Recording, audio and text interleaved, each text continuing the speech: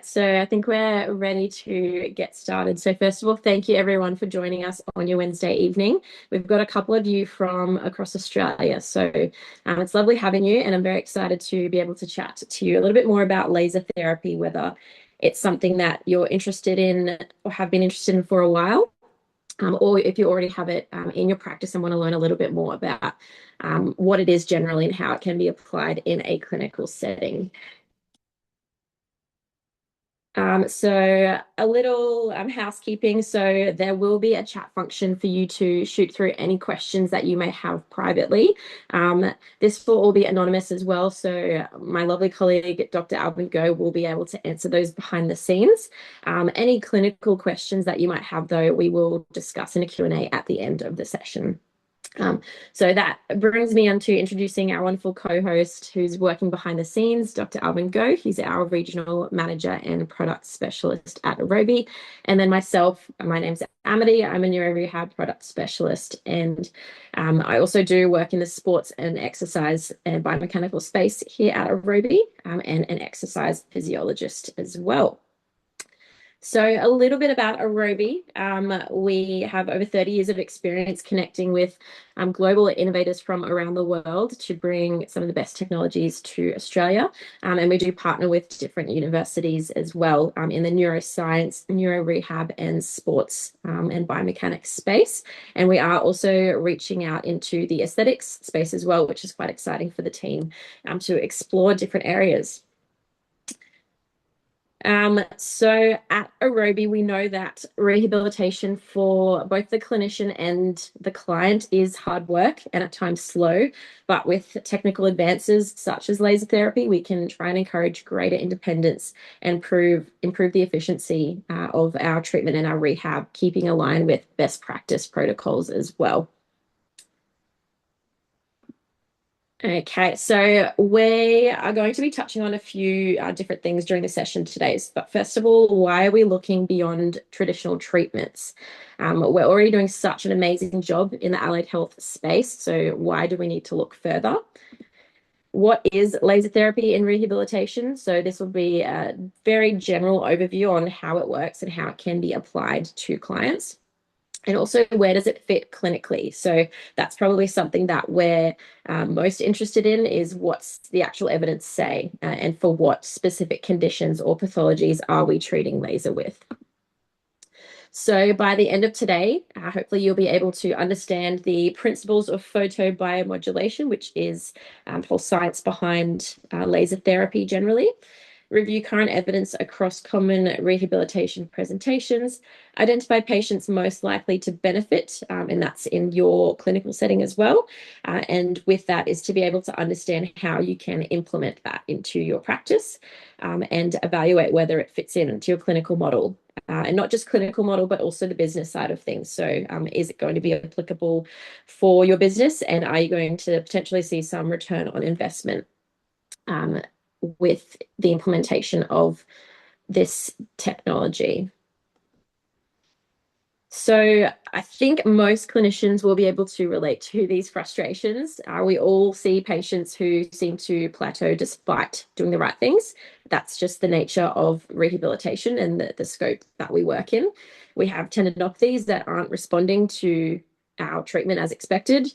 We have post-operative patients struggling with pain and swelling when the surgeon has said, yeah, you'll be right in 2 weeks, you'll be able to get back into everything. And then the patient's coming to us saying, it's 6 weeks post-op and I've still got significant pain. What's going on? And then we've got our chronic pain patients who find it difficult to tolerate any sort of loading progression, which can get a little bit tricky and tedious and frustrating for that client as well. And with that, the reality is that exercise will always remain our most powerful tool in rehabilitation, alongside education, of course. But sometimes patients do need additional support to help them engage with that process. And that's when a tool such as laser therapy can be implemented. So I want you to ask 2 questions to yourself. First of all, what do you do when exercise alone isn't progressing the patient as expected, assuming we've ticked off everything else in our toolbox? So education, referring on to specialists if required, and what additional tools can help us progress these patients whilst continuing best practice and evidence-based rehabilitation. So I want you to ask yourself that question.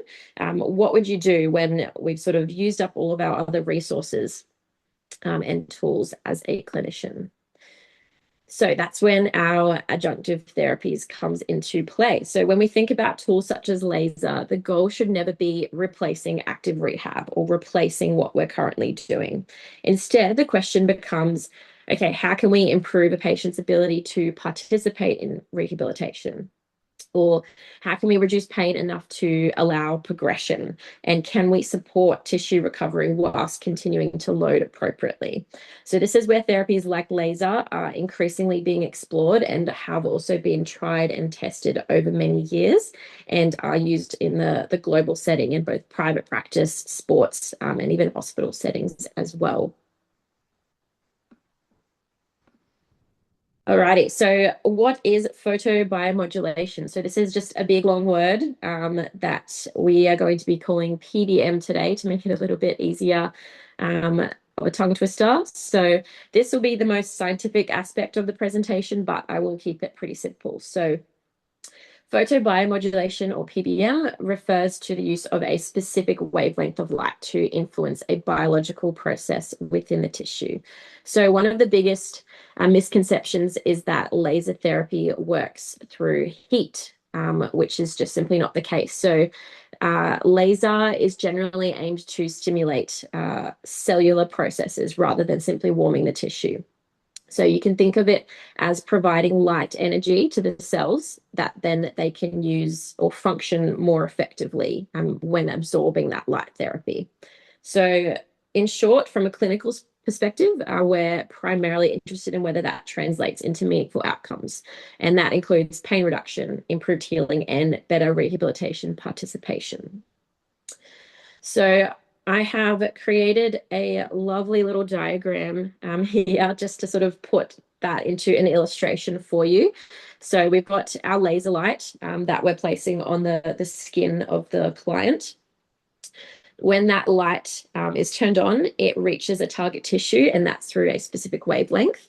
It's then absorbed by those structures within the cells, known as photoreceptors. And then this interaction is thought to increase cellular energy production, so that ATP that we all are quite familiar with. So the theory is, and the science is, that by improving cellular activity, we can then create an environment that supports healing, recovery, and pain modulation when targeting specific biological structures. So as a clinician, we don't necessarily need to understand every molecular pathway that these devices and technologies have, as we do fortunately have lots of modern technologies and interfaces that can provide us with step-by-step instructions, and also they have that data all pre-input into the machine, so it takes the thinking out of it a little bit. But it is still important to understand what's happening with the client as well, to reduce any risk or risk of overheating the tissue, which we will touch on a little bit over the next few slides. So the practical takeaway is that PBM is capable of influencing biological processes that are relevant to rehabilitation. And it's important to highlight that relevance to rehabilitation, as we are seeing those structural changes on a cellular level, as opposed to, okay, let's get some potential placebo benefits from happening. It's very much a scientific and evidence-based type of technology. All right, so we do have a video here. You do not have permission to view this file.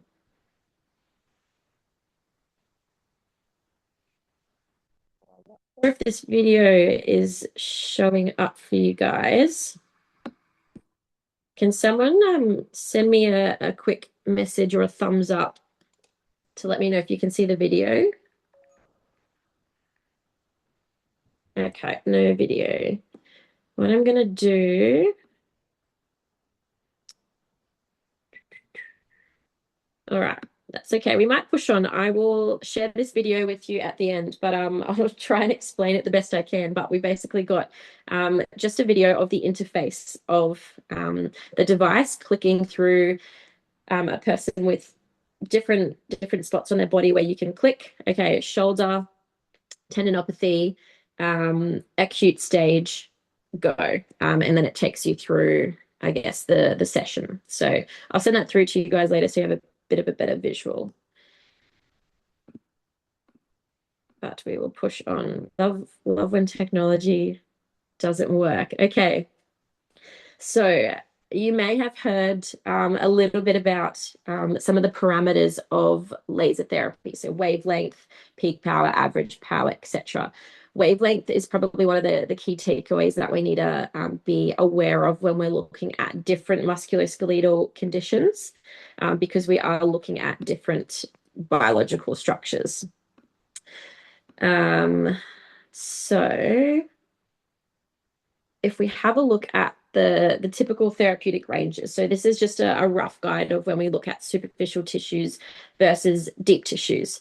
And the simple answer to why wavelength matters is that they interact with tissues differently. So some wavelengths are absorbed more superficially, where you may be familiar with things like laser hair removal. You're pretty much zapping the surface level and those surface biological tissues. Same with wound healing or other superficial structures, scars. They all have evidence for using laser therapy. Others penetrate deeper into the tissue and are often used when targeting muscles, tendons, ligaments, even bones as well. So what this means is that there isn't one perfect wavelength when we look at what we're treating with different clients. It's okay, what do I see most in practice and what do I want to be treating the most?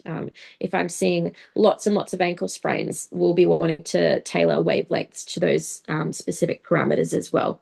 And we can have a little bit more of a deep dive into that later on as well.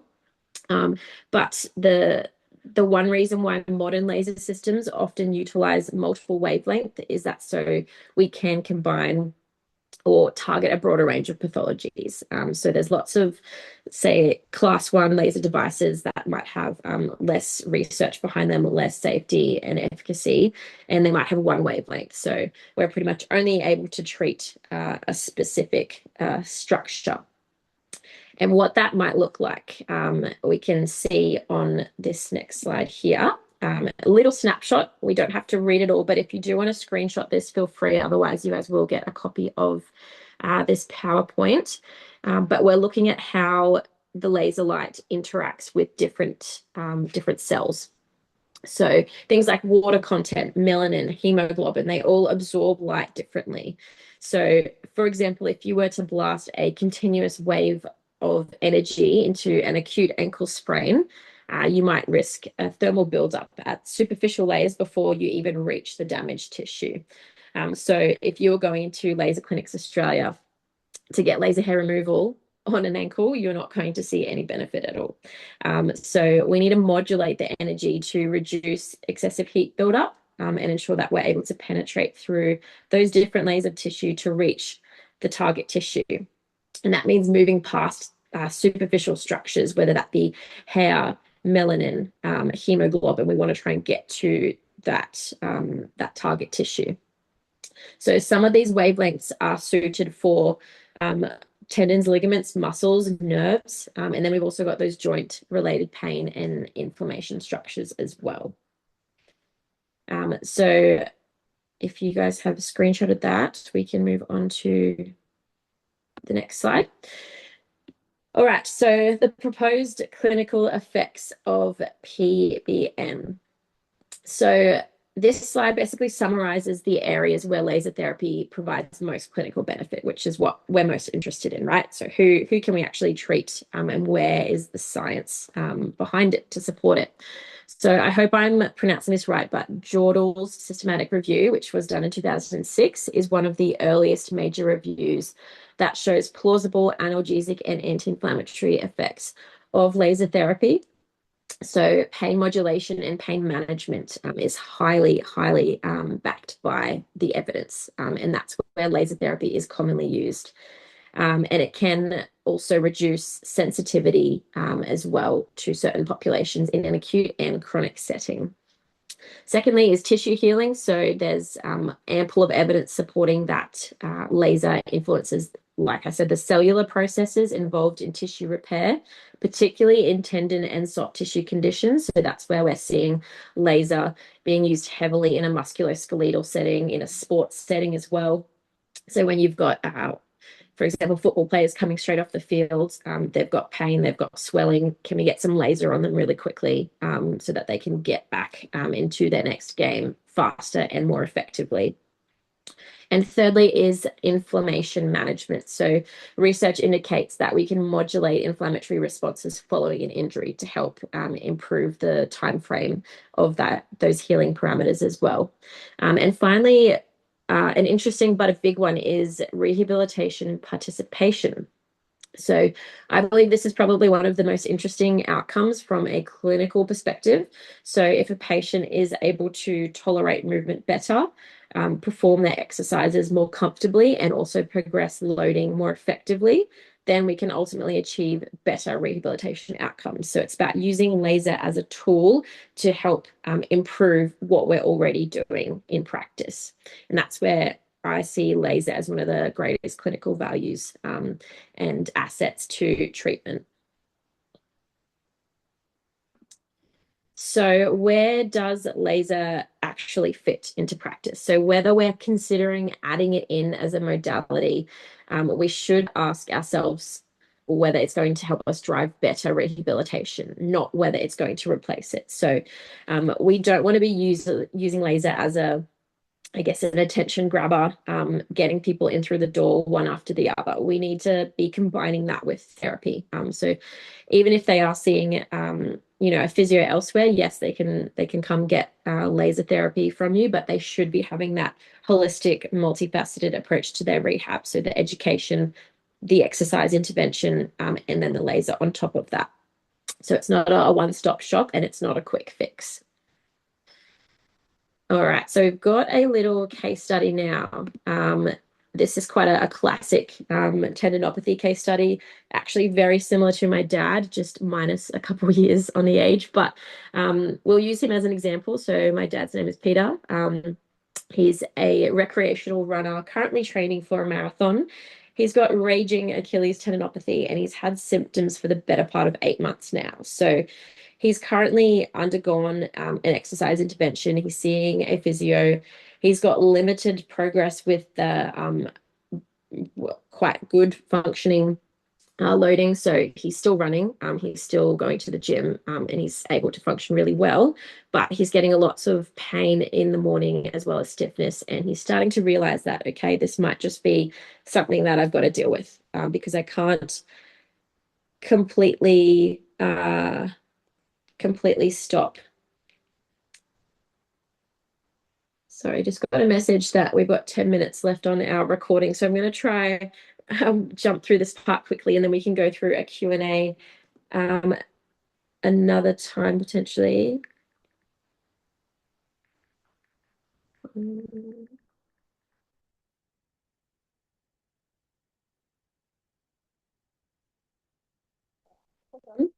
So what we're currently going to do is we're going to reassess him first. So we've managed or tailored his loading program, whether that be tailoring his running, also progressing, regressing his exercises, continued education, and then adding in laser as an adjunctive tool. And the goal is to improve his pain tolerance so then we can facilitate better exercise progression. So when we've got that person or that runner coming with a stubborn fibrotic Achilles tendinopathy, it's dense, it has terrible blood supply. How can laser help? And that's when we want to look at stimulating some of those healing processes and giving or nudging the body back into that repair mode because it has been, the better part of 8 months now that he's been dealing with this pain and this injury. So first of all, we've done our reassessment. Then we're going to apply some laser therapy. So this is looking at laser in a clinical setting. What's the workflow look like? Laser only takes about 3 to 10 minutes, which is super speedy. We're already very time poor, and we don't want to be adding in a tool that takes 10 minutes to set up, 20 minutes to complete, another 10 minutes to clean it. That's the whole session done. So when we've got 20, 30 minutes with the client, we want a fast, effective tool that we can just quickly whack on. Then we can also complete their exercise therapy and their sessions as well. Important to note that it is also completely pain-free, so we're able to get in and get the job done quickly. So with this example, this case study, we're applying the laser to this fibrotic inflamed tendon. We're trying to increase that cell proliferation, the collagen production, and also that tissue remodeling, and hopefully calm down some of those pain signals as well. So we've got different modes where we can, or different protocols, should I say, where we can actually calm down peripheral signals to reduce some of that central noise that's happening. So this might be tapping into more of that chronic pain setting, where we're obviously not going to see results within a single session. But if we use laser over multiple sessions, say once every week over the next 4 weeks, we're trying to hit it hard, get this plateau back on its way to recovery. We can try and start to see some changes in his pain and his then ability to complete those exercises. All right, so what's the strongest evidence? So the highest quality evidence is evaluating wavelength, energy density, all those sorts of parameters. But the main thing we're looking at is also the clinical conditions that they're treating. So currently, clinical evidence suggests the following. So we've got neck pain, tendinopathies, knee osteoarthritis, post-operative applications, and sports injuries. So these are all supported by quite major systematic reviews, which is important to note the quality of the evidence. There is over 19,000 different articles talking about laser therapy. It's been around for several decades, and unfortunately there is a lot of taboo and talk around laser and every other modality, really, because there's lots of poor quality studies. So it's important that we highlight the ones that are really solid, so that we can back what we're giving to our clients as well, and have that peace of mind that it's evidence-based and it's best practice. It's not a gimmick. Emerging evidence. So I'm calling this emerging, although there is lots of again, really positive and good quality studies in the literature. So lower back pain and non-specific lower back pain, which is quite an interesting one. Wound healing, neurological rehab, and performance enhancement. So if you are interested in any of these other topics as well, feel free to send me a message, send me an email, and we can chat about that a little bit further. So clinical practice guidelines. So the key theme is that laser is best used as an adjunctive intervention. So it's not replacing anything that we are currently doing in practice. It's simply adding a useful tool. Which clients benefit most? So we're looking at summarizing the ideal patient profile. It would be someone whose symptoms are limiting their ability to engage with rehab, whether that may be subacute, chronic, or even acute, and patients who are struggling to tolerate loading, movement, or exercise. They're often those individuals where something like laser can be the greatest value. But also for those athletes and people that are trying to get back into their sport or whatever it may be as fast as possible, because we are able to see the improved healing time frames. Less useful is patients viewing the modality as a substitute for rehab. So we all have the client who wants a quick fix. Unfortunately, it's never going to be the case, and we always have to do the hard yards with education and exercise. So making sure that we're able to educate the client on how this can help, but it's not going to be a quick fix. So key takeaways. So integration is that, again, we've touched on this multiple times. It's not a replacement. It's an incredible tool that we can use. It's evidence-based. It can improve compliance with rehabilitation if we are starting to see some of that reduced pain and improved symptoms. And also precision. This is something that's important to highlight because the type of laser that we're prescribing does matter. So we've got low light or low level laser therapy and also high level laser therapy. and this just falls into different classes. So we want to make sure that we've got a research backed device. So looking at class 4 devices where there's heavy amounts of testing that have undergone into getting them to class 4, but also the amount of power that they're able to deliver. And the more power, the more effectively we're able to reach that tissue. Same with the wavelength in our ability to treat different pathologies. So if laser therapy is something that you have explored or are looking at exploring as well, we are proud partners with Mechmedics, who have been around for several decades now, and they are leaders in their field with over 60 installations around the globe. If you want to have a demonstration, please feel free to message us. You can message or email me or our sales email with any questions. And we're going to dive into some questions now. The recording will stop, I believe. However, we've got a few questions that have come through, so we can certainly discuss those as a group.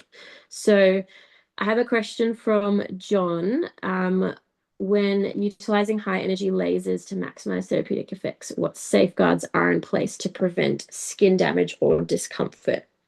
Okay, so this is a great question. So the safety around laser therapy is obviously a big question. We want to know if we're prescribing or using this tool, how safe is it? How much training do we need as well? So there are, again, different classes of laser devices that have different safety protocols in place. So an example is Mechmedics have vobulated thermal